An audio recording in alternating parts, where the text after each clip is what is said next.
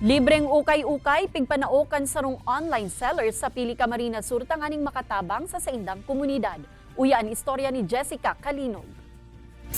Sana dumami pa tayo para worth it. Elementary teacher most of the time. Online ukay-ukay seller naman during free time.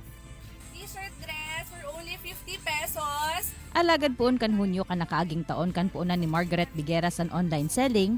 Nag-abot na subuot sa 10 sako nin ukay-ukay ang nakatenga sa nasa saindang harong.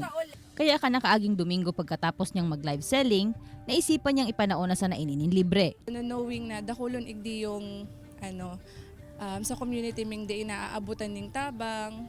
May uman ako ning dakulaon na kwarta, sabi ko at least sa aron kaning paagi makashare ako. Kaya naisipan ko. Para sa dagdag na dilihensya kung kaya naisipan subuot ni Margaret na magpabakal nin ukay-ukay online. Sarong paagi man subuot ininga ning makatipon siya nin kwarta para sa pagpapabulong kan sa iyang ama na nakikipaglaban sa prostate cancer. Kaya nagla-live selling for akos man subuot siya minsan. Alagad sa pagkakataon na ini naisip niya na oras naman subuot para ihera sa iba, ang nare-resebe niyang grasya.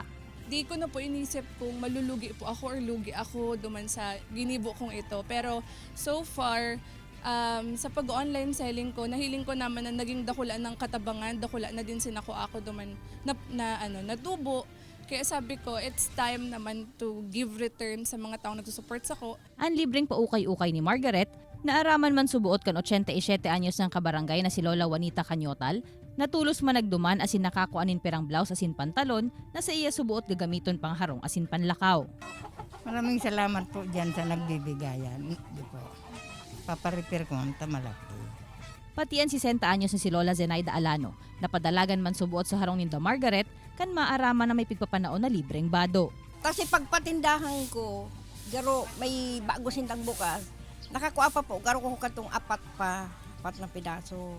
Salamat na maray, ingatan ko pati ito.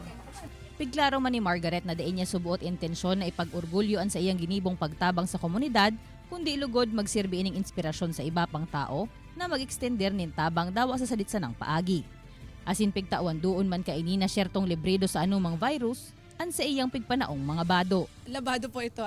Bago po kami nagla-live, pinapalabahan ko po yan, pinapa-disinfect ko. So rest assured po na bago mi man to tig-release, malinig po ito. Siguro na stock lang, kaya siguro ang parong day okay, pero po labado to before ko pong tigla-live.